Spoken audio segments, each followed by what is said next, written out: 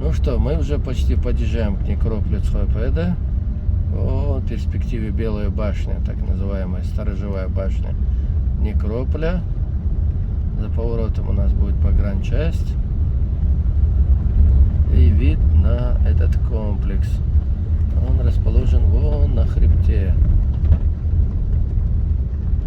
Он сливается почти с горным хребтом в связи с тем, что цвета вот такие серо-черные, поэтому его как бы и не видно, но он там вот, начиная от Белой башни слева, кончая вон наверх, на сторону северо-запада, жилыми башенными комплексами.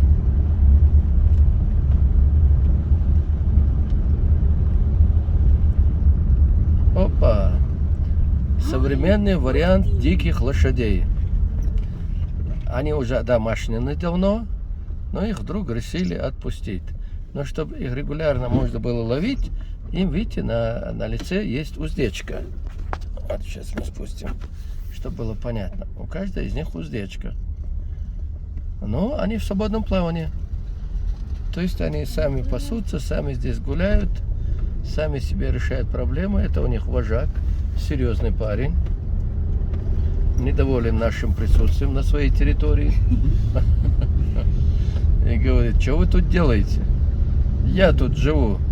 Машкара какая-то, ездить на каких-то шумящих транспортных вещах и мешает мне тут заниматься своими делами.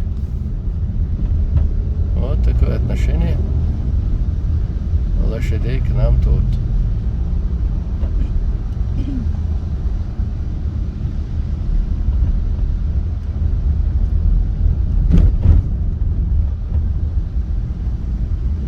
Ну что, вот он, наш объект, некрополь Цхойпеде.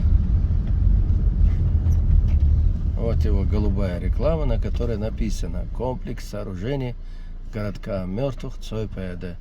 Датировка 15-17 век. Объект культурного наследия федерального значения. Был зарегистрирован в 1974 году.